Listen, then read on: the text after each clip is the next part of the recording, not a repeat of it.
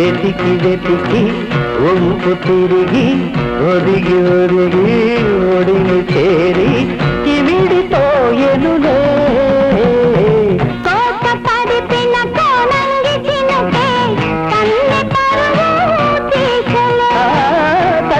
తడిపి తనులోని తడుకు చూపెనులే. కోక తడిపిన కోణంగి చిలుకే కన్నె పరువు తీసలే.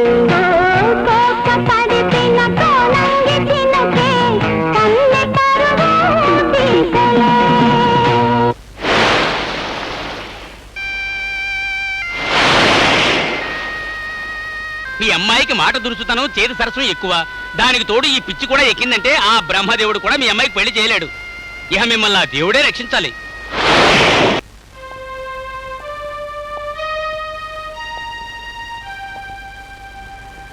అక్క, నువ్వెందుకు బాధపడుతున్నావు నాకు తెలుసక్క. నీ బాధంతా దేవి పెళ్లి గురించే కదా. నువ్వేం బాధపడకు, దేవి నేను పెళ్లి చేసుకుంటాను. నిజంగానే బాబు? అవునక్క. నాకు తెలుసు ఈ అక్కయ్య కోసం నువ్వు ఏదైనా చేస్తావని. కానీ దేవి కూడా ఈ పెళ్లి ఒప్పుకుంది. నీకో విషయం తెలుసా, దేవి ఇప్పుడు చాలా మారిపోయింది. దీని అన్నిటి కారణం నువ్వే బాబు. నీలాంటి తమ్ముడిని ఇంట్లో ఉంచుకుని ఎక్కడెక్కడో సంబంధాలు చూసి నీకు అన్యాయం చేశావు. దేనికైనా కాలం కర్మం కలిసి రావాలిగా అక్క. ఈ విషయం తెలిస్తే ఎంతో సంతోషిస్తారు. అక్క, ఈ సంతోష సమయంలో మన అమ్మని అన్నయ్య వదిన కూడా పిలిస్తే బాగుంటుందేమో. వాళ్ళ పేర్లు వింటేనే ఆయన ఇంకా మండిపడిపోతున్నారు. కరెక్ట్ సీత. ఎప్పుడో జరిగిపోయిన విషయాన్ని ఇప్పటి వరకు గుర్తుంచుకోవడం సంస్కారవంతులైన మీలాంటి వాళ్ళకి న్యాయమా బావా? అందుకే నువ్వు నారాయణరావు తమ్ముడు అని తెలిసి కూడా ఈ పెళ్లికి ఒప్పుకున్నాను. కాదు కూడదు వాళ్ళు కూడా ఈ పెళ్లికి రావడం సాంప్రదాయం అని అనుకుంటే ఈ పెళ్ళైనా ఆపేస్తాను గాని వాళ్ళని మాత్రం ఈ గడప తొక్కనే. చూడు కిష్టయ్య, వెళ్ళి నిన్ను పెంచిన తల్లిదండ్రులు తీసుకురా. వాళ్ళ అమ్మాయిని చూడటం సాంప్రదాయం.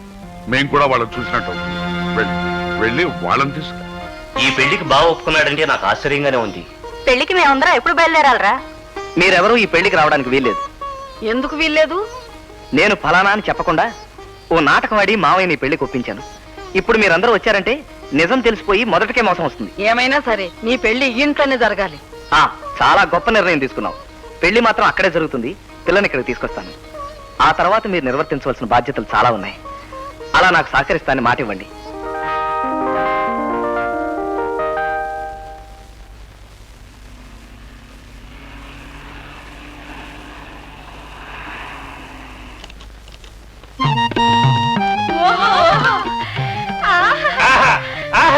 ఏమి ఈ భవన సౌందర్యము?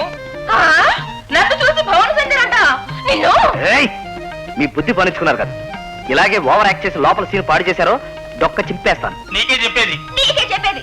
చూడు బాబు, నువ్వు చెప్పినట్లుగానే చిలక పలుకులు పలుకుతాను. ఓ అగ్నిహోత్రి, ఏం నాటక తాటకి? నేను ఎప్పుడైనా డైలాగులు మర్చిపోతే నువ్వు గుర్తు చేస్తావుగా. నువ్వు అంతేగా. ఇది స్టేజ్ కాదు, ఇల్లు. మీరేమైనా చింపదలుచుకుంటే లోపలికి వచ్చి చింపండి. ప్రస్తుతం మీ ఇద్దరు నాకు తల్లి తండ్రి. లెక్కబలికితివి. నీవు మా పుత్రకుండవు, నీవో వీరికి తల్లివి. రండి. నీ తల్లి ముడమయ్యా ఎంత బాగా ఉంది. అదే నన్ను పెంచి పెద్ద చేసిన వాళ్ళని చెప్పానే.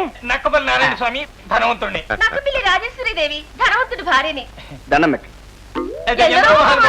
అందరూ మహానుభావులు అంటారు ఏమిటండి? ఉన్నది ఇద్దరమే కదా. నమస్కారం, కూర్చోండి. కూర్చోండి. అదే మా అక్కయ్య బావయ్య అని చెప్పానే వాళ్ళే. చనిపోయాడు అనుకున్న మా కిష్టయ్యకి మీరు మళ్ళీ జీవం పోసారు. అదే కిస్తేనే. నా ముందు పేరు కిస్తయ్య కదా. ఆ తర్వాత రవికిరణ్ అని మీరు పేరు మార్చారు కదా. చెప్పావు. అదే పెట్టాను, పేరు పెట్టాను. మీరు మా వాడికి జీవం పోశారు. ఒక్కరికి పోయి ఏమిటండి, ఎందరికో పోశాను. రాముడు, కృష్ణుడు, హనుమంతుడు, చింతామణి, ద్రౌపది. నేను స్టేజ్ ఎక్కానంటే ఒకటే కొట్టుడు. చెప్పట్లు. అంటే మీరు నాటకాలు ఆడతారనమాట. అంతేది కదండి, నాటకానికి 500. తనయుడు మాట్లాడొద్దంటున్నాడు. నాటకానికి 400. అంటే బావా, మా అమ్మ నాన్నకి కళా పోషణ అంటే చాలా ఇష్టం. నటరాజ నాటక కళా మండలిని పెట్టి నాటకాన్ని వచ్చిన వాళ్ళందరికీ 400, 500 చొప్పున విరాళాలు ఇస్తున్నారు. చాలా సంతోషం అండి. ఏమండి, నాకు నాటకాలంటే మహా ఇష్టం అండి. చిన్నప్పుడు నేను నాటకాలు ఆడేవాడిని. నేను హార్మోని బ్రహ్మాండంగా వాయిస్తానండి. ఉండండి, హార్మోని తీసుకొస్తాను, అవతల పాట పాడుకుంటాను. తీసుకురండి. ఏమండి నారాయణ సార్ గారు, ఇది పాత పడిపోయింది అనుకోకండి. అన్ని జర్మన్ రీడ్స్. ఆకులు నరసింహరావు గారు నాకు ప్రజెంట్ చేశారు. హార్మోనియం చూస్తే ఇక నాకు ఆవేశం ఆగదు. వేసుకోండి 4:30. చలియో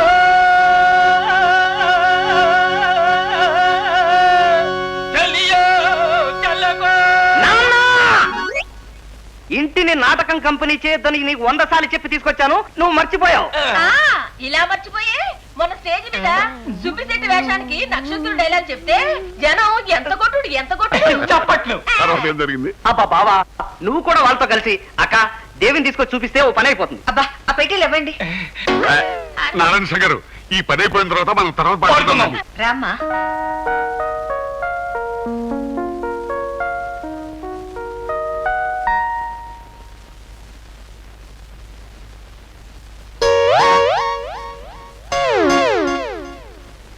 ఈ ముగ్గురులో దేవి ఎవరు?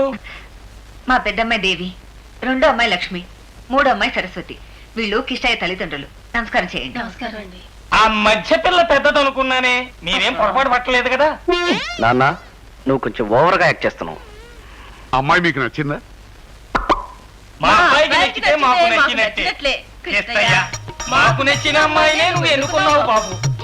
ఓం ధ్రువంతే రాజా వరుదా ధ్రువంతే వో బృహస్పతిః ధ్రువంతరుణ్యశ్చాగ్నిశ్చరాశృంధారయతాం ధ్రువం.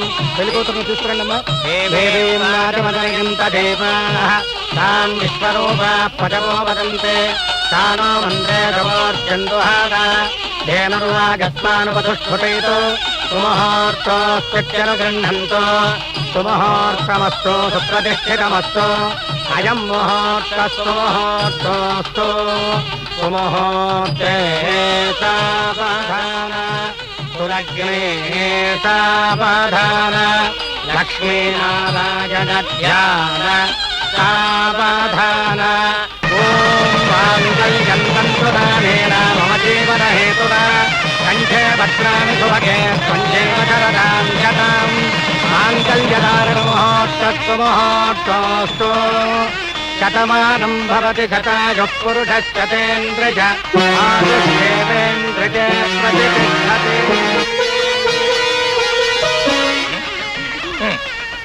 లక్ష్మీం క్షీర సముద్రరాజతనయాం శ్రీరంగధామే